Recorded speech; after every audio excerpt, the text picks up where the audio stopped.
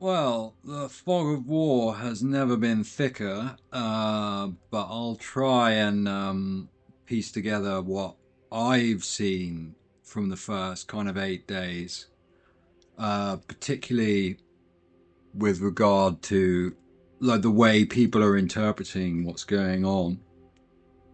And the first question of a major question is like who's winning, which is one of the big questions. Then I'll move on to why did it start and is it good or bad later in the video. But I think like the first big thing that seems to be missing from a lot of people's analysis of the war is shown by when they make comparisons to the 1970s oil crisis. And when they do that, it shows they're forgetting a very important factor that is different between now and then, which is in the 70s, the US was a net energy importer. Now, the United States is a net energy exporter. So these rises in the price of oil are, they're and liquid natural gas. Yeah, they're hurting Europe, they're hurting China, they're hurting Asia. But from the US point of view, when that Qatari refinery got shut down, is 20% of the world's LNG supply. Well, who is the major, who's their major competitor? Who benefits from that? Now the US, they had 25% of the global market, and then now they have 33% at a massively inflated amount. And so the longer it drags on, it's probably, it is worse for China, it's worse for India than it is for America. And obviously, the other thing is if Chinese ships are allowed to traverse the Straits of Hormuz, or whatever, however you pronounce it, then loads of ships are just going to reclassify themselves as Chinese, and the oil's going to start flowing again, LNG is going to start flowing again, and it's going to be back on the global market.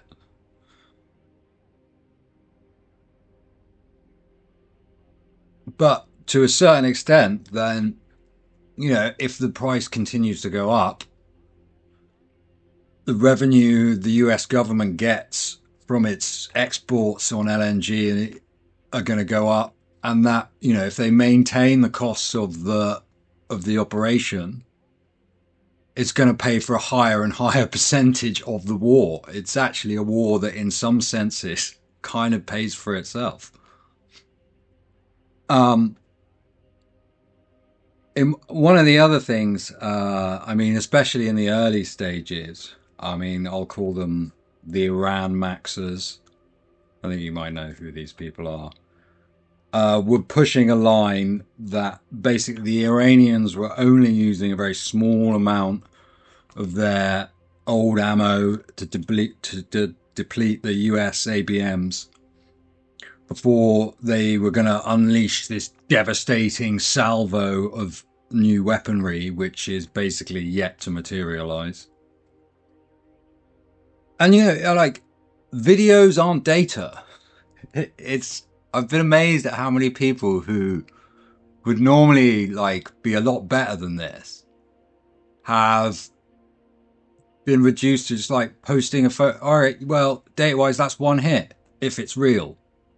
Um, so what does that show? It shows one hit.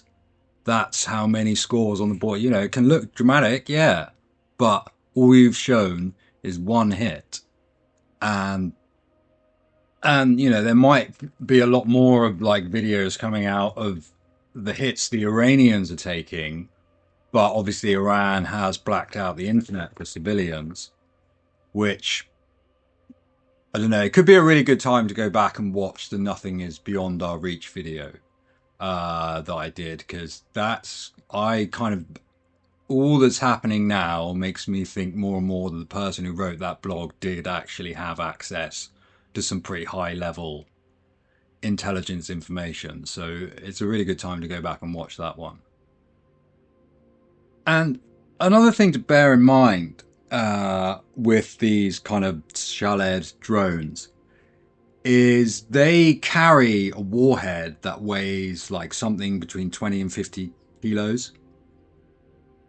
Whereas one B-52 Super Fortress carries a payload of around, what is it, 75,000 pounds? So that's like 30 something thousand kilograms. So, in order to have the same amount of destructive power, you need to have about 5 to 600 drone hits as you get from one sortie of a B-52.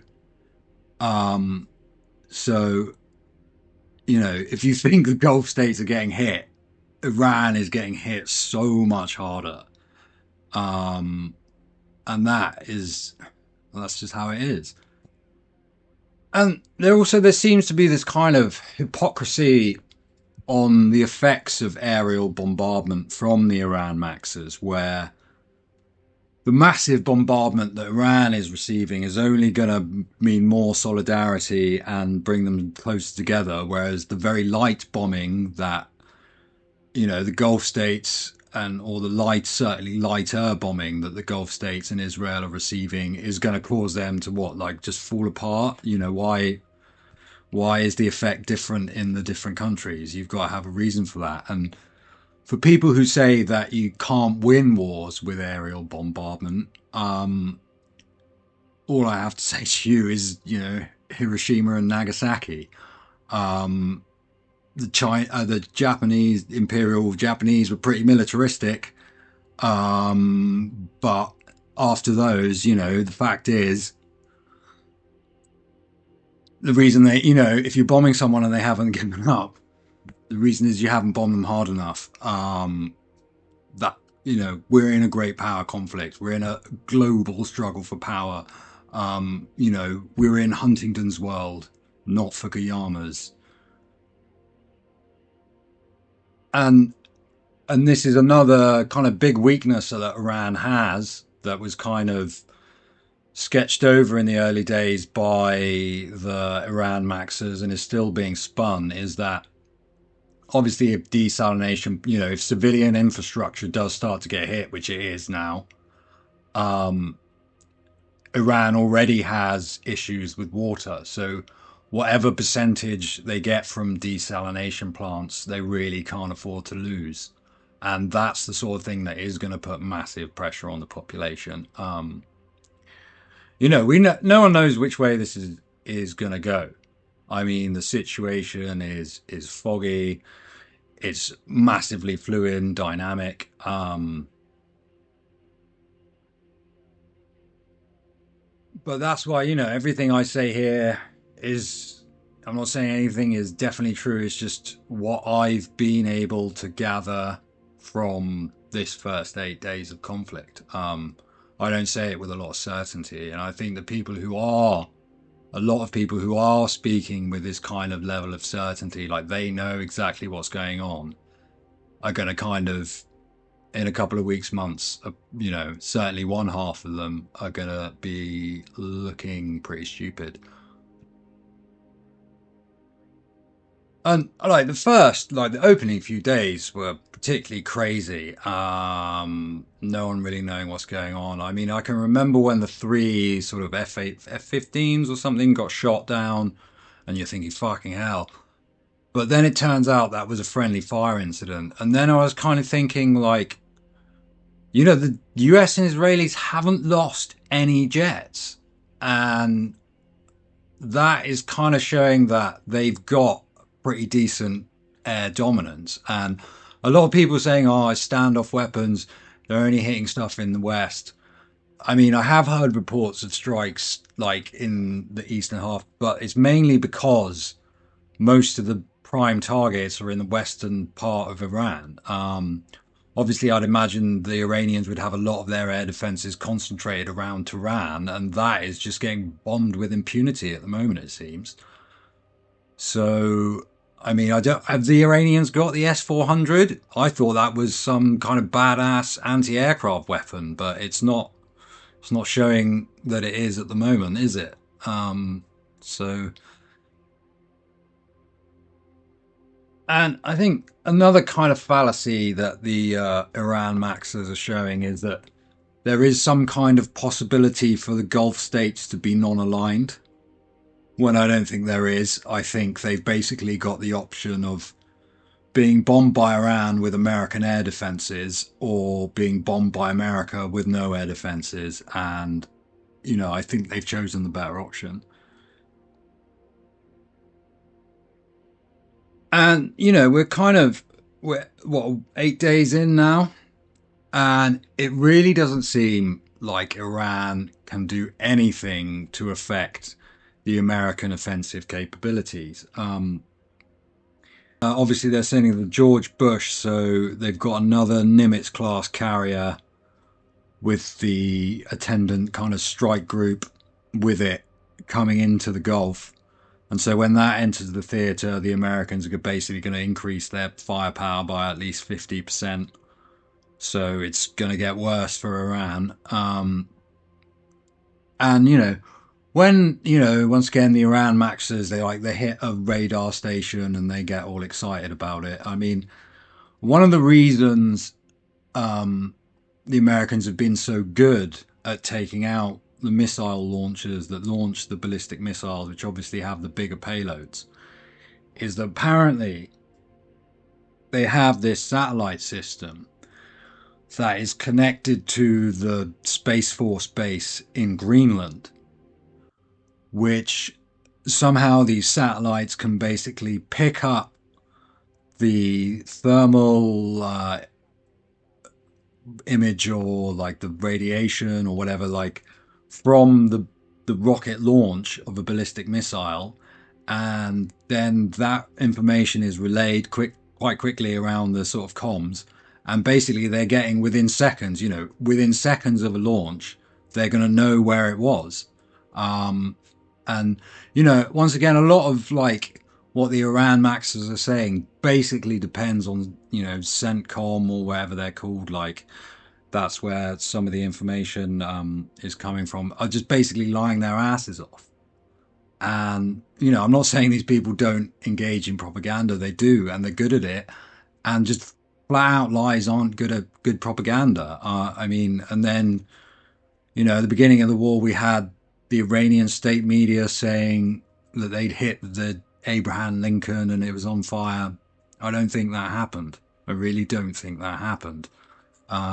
So at the end of the day, we're limited in the sources that we have, and we've just got to go with what we've got and wait for the fog to clear. So to kind of look at some actual data,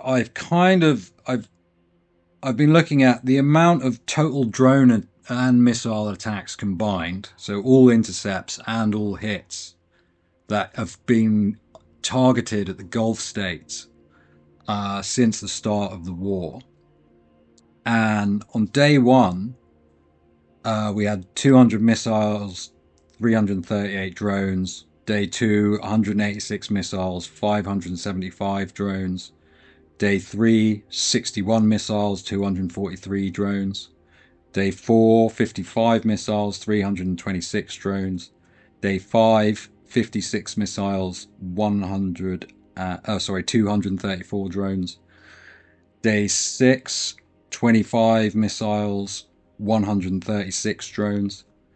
Day 7, 12 missiles, 118 drones. And on day 8, a slight uptick with 24 missiles and 149 drones. And so the reason I did that is because obviously that can all be cross-referenced with the Gulf state defense ministries, because I'm guessing they've got less reason to lie than anyone else. So, from looking at that, I would say it does look like the Iranian capacity to launch offensive attacks is being depleted. And,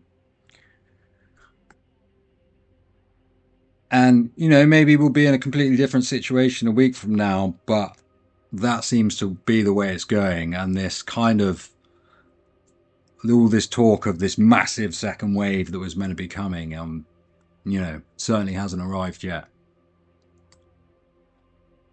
And when it comes to the question of why is this war being fought, I think there's basically kind of two options out there. One is just basically Zog, or certainly Zionist-controlled Trump, which is, America is fighting this war on behalf of Israel, and Trump is going along because they got a lot of dirt on him. The other option is that this is part of a move against China. Obviously, I mean, another thing the sort of Iran maxers have been saying is, oh, look what happens to the Gulf states now they're allies with America. Well, Madrow and Khomeini were allies of China, and where, one's in prison, one's dead. I mean, that's another thing. Iran's been planning this for 20 years. Well, I really don't think it was part of Khomeini's plan to have most of his family martyred on the first day. It wasn't, if it was, it wasn't a good plan. China imports 11 million barrels of oil a day, and 90% of Iranian exports went to China. Obviously, Venezuela was another one of their big suppliers. So it may be that, the American objective is, in fact, to knock out basically two of the big Chinese oil suppliers before they go into Taiwan, or to delay them going into Taiwan. Whether that is, whether this war proves to be a good idea is not something that I can even begin to answer now. That's a 5, 10, 50, 100 years kind of question.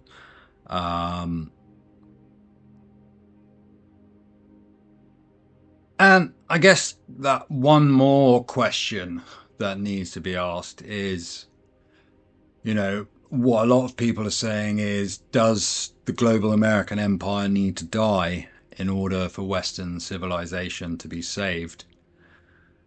And once again, I don't know, but it seems to me to be a very high risk strategy, in that, if people don't like the cost of living now, then they won't like the situation that follows for Europe and America, if when we move out of the dollar system. Obviously, the dollar and American military power kind of prop each other up. And this very much could be a war about making sure neither of those pillars fall, as well as obviously benefiting the Israelis. But yeah, I mean, one thing that certainly seems for sure is that we are in the beginnings of a great power conflict, or certainly a great power struggle. And I think my main aim now is to make as much money on the stock market as I can, and buy myself a bunker somewhere nice, or build myself a bunker somewhere nice and remote. And try and live myself out to a ripe old age and watch the carnage unfold. Good luck, friends.